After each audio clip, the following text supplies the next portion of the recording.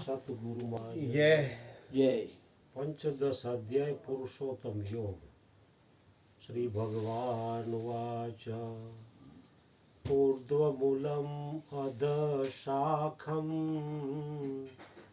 અસ્વસ્થમ પ્રાહુરવ્યયમ છંદાસી યસ્ય પર્ણાની યત્સંવેદ સવેદવિદ.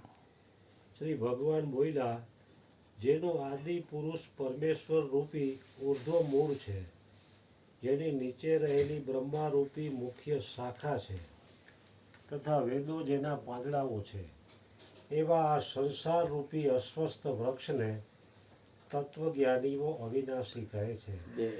જે માણસ એ સંસાર રૂપી વૃક્ષને મૂળ સહિત તત્વથી જાણે છે, એ વેદના તાત્પર્યને જાણનાર છે. અધસ્તોધ્વ પ્રસૂતા તસ્ય શાખા ગુણા પ્રવૃદ્ધા વિષય પ્રવાહા અધસ્ય મૂલાન્યનુસંતતાની કર્માનુબંધી મનુષ્ય લોકે.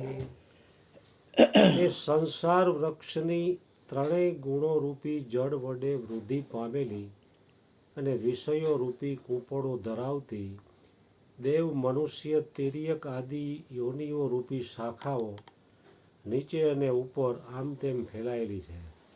તેમજ એ શાખાઓના મનુષ્ય લોકમાં કર્માનુસાર બાંધનારા અહંતા, મમતા તથા વાસના રૂપી મૂળિયા નીચે અને ઉપર બધા લોકોમાં ફેલાયેલા છે.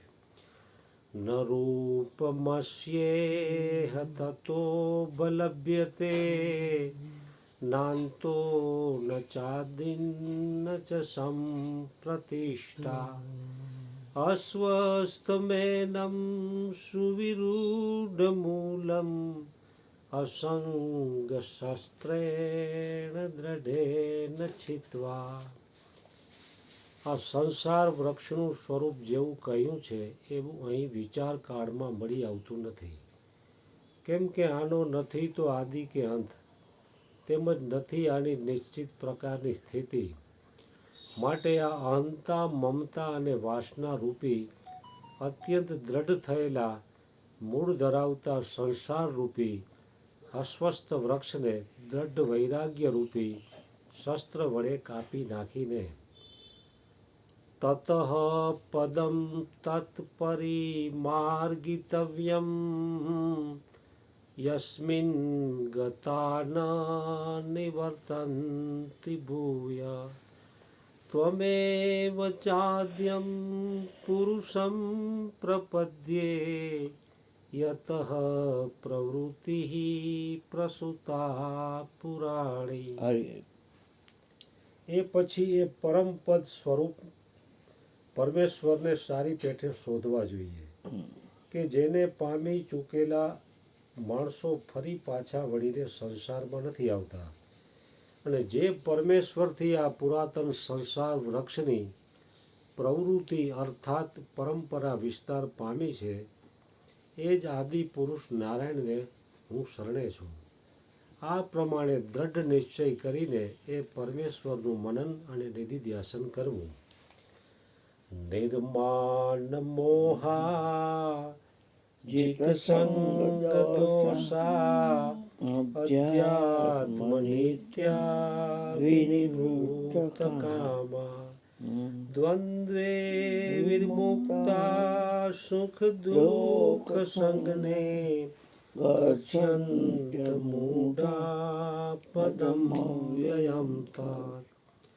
જેમના માન અને મોહ નષ્ટ થઈ ચૂક્યા છે, જેમણે આસક્તિ રૂપી દોષને જીતી લીધો છે, જેમની પરમાત્માના સ્વરૂપમાં નિત્ય સ્થિતિ છે અને જેમની કામનાઓ પૂર્ણ રૂપે નાશ પામી ચૂકી છે, એવા સુખ દુઃખ રૂપી દ્વંદ્વોથી છૂટેલા જ્ઞાનીજનો એ અવિનાશી પરમપદને પામે છે. ન તદ્ભાસયતે સૂર્યો ન શશાંકો ન પાવકઃ યદ્ગત્વા ન નિવર્તન્તે તદ્ધામ પરમં મમ. જે પરમપદને પામીને મનુષ્યો પાછા ફરીને સંસારમાં આવતા નથી, એ સ્વયં પ્રકાશિત પરમપદને ન તો સૂર્ય ઉજાડી શકે છે, ન ચંદ્રમા કે ન અગ્નિ. એ જ મારું પરમધામ છે. મમે વાંશો જીવલોકે જીવભૂત સનાતનઃ. મનઃ ષષ્ઠાનિ ઇન્દ્રિયાણિ પ્રકૃતિસ્થાનિ કર્ષતિ. આ દેહમાં રહેલો સનાતન જીવાત્મા મારો જ અંશ છે, અને એ જ આ પ્રકૃતિમાં રહેલી મન સહિતની પાંચેય ઇન્દ્રિયોને ખેંચે છે. શરીરમ યદ્વાપ્નોતિ યચ્ચાપ્યુત્ક્રામત્રીશ્વરઃ ગૃહીત્વેતાનિ સંયાતિ વાયુર્ગંધાનિવાસયાત.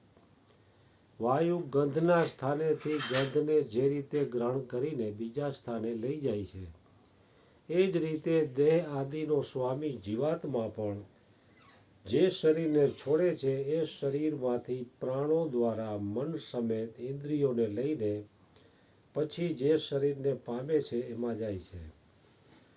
શ્રોત્રમ ચક્ષુઃ સ્પર્શનમ ચ રસનમ દ્રાણમેવ ચ અધિષ્ઠાય મનશ્ચાયં વિષયાનુપસેવતે.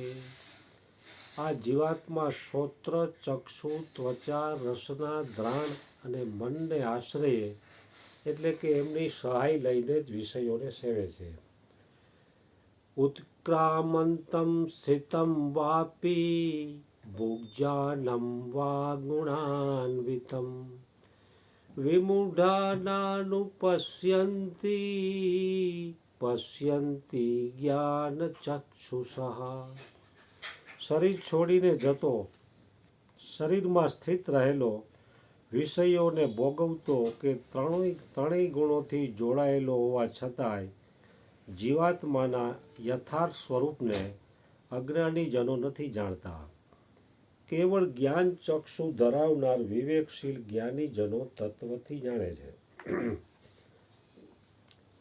યતન્તો યોગિનશ્ચૈનમ પશ્યન્ત્યાત્મન્યવસ્થિતમ યતન્તો અપ્યકૃતાત્માનો નૈનમ પશ્યંત ચેતસઃ. યત્ન કરનારા યોગીજનો પણ પોતાના હૃદયમાં સ્થિત આ આત્માને તત્વથી ઓળખી શકે છે, પરંતુ જેમને અંતઃકરણ શુદ્ધ નથી કર્યું એવા અજ્ઞાનીજનો તો યત્ન કરતા રહેવા છતાં પણ આ આત્માને નથી જાણી શકતા. યદાદિત્યગતમ તેજો જગત ભાસયતે અખિલમ યચ્ચંદ્રમસી યચ્ચાગ્નો તત્તેજો વિદ્ધિ મામકમ. સૂર્યમાં રહેલું જે તેજ આખા જગતને ઉજાડે છે, જે તેજ ચંદ્રમામાં છે અને જે અગ્નિમાં છે, એને તું મારું જ તેજ જાણ. ગામાવિશ્ય ચ ભૂતાની ધારયામ્યહમોજસા પુષ્ણામિ ચૌષધી સર્વા સોમો ભૂત્વા રસાત્મકઃ. તથા હું જ પૃથ્વીમાં પ્રવેશીને પોતાની શક્તિથી સઘળા ભૂતોને ધારણ કરું છું અને રસ સ્વરૂપ એટલે કે અમૃતમય ચંદ્રમા બનીને સઘળી વનસ્પતિઓને પોષું છું. અહમ વૈશ્વાનરો ભૂત્વા પ્રાણીનામ દેહમાશ્રિતઃ પ્રાણાપાન સમાયુક્તઃ પચામ્યન્નમ ચતુર્વિધમ. સર્વ પ્રાણીઓના શરીરમાં સ્થિત રહેલો હું જ પ્રાણ અને અપાનથી સંયોજાયેલ વૈશ્વાનર અગ્નિ સ્વરૂપ થઈને 4 પ્રકારના અન્ન પચાવું છું. સર્વસ્ય ચાહમ હૃદિ સન્નિવિષ્ટો મતઃ સ્મૃતિર્જ્ઞાનપોહનમ ચ વેદે સર્વરહમેવ વેદ્યો વેદાંત કૃદ વેદ વિદેવ ચાહમ. હું સર્વ પ્રાણીઓના હૃદયમાં અંતર્યામી રૂપે રહેલો છું તથા મારાથી જ સ્મૃતિ, જ્ઞાન તેમજ અપોહન થાય છે તથા બધા વેદો વડે હું જ જાણવા યોગ્ય છું તેમજ વેદાંતનો કર્તા અને વેદોને જાણનાર પણ હું જ છું. દ્વાવિમો પુરુષો લોકે ક્ષરક્ષાક્ષર એવ ચ ક્ષરઃ સર્વાણિ ભૂતાની કૂટસ્થોક્ષર ઉચ્યતે.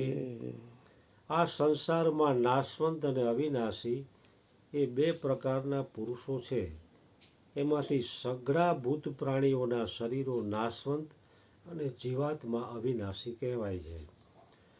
ઉત્તમ પુરુષસ્ત્વન્યઃ પરમાત્મેત્યુદાયતઃ યો લોકત્રયમાવિશ્ય બિભર્તવ્ય ઈશ્વરઃ.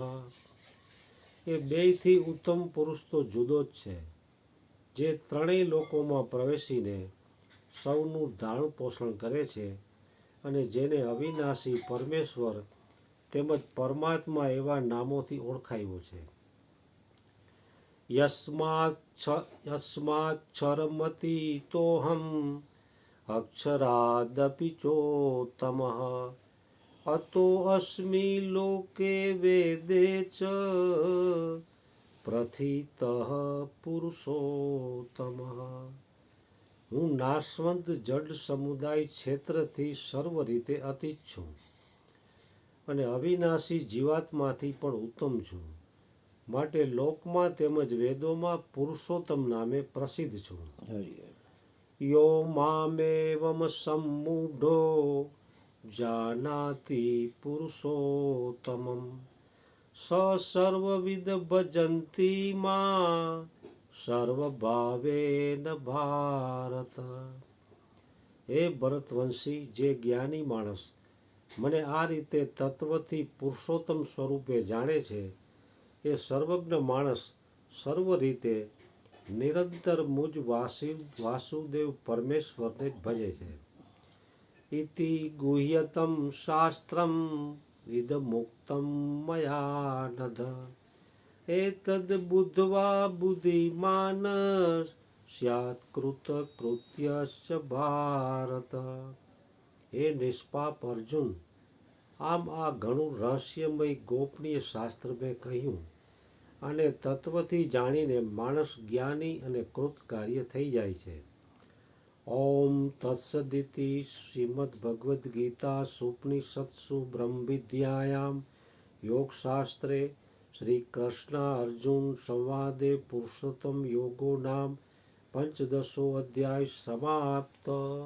શ્રી કૃષ્ણાર્પણમસ્તુ.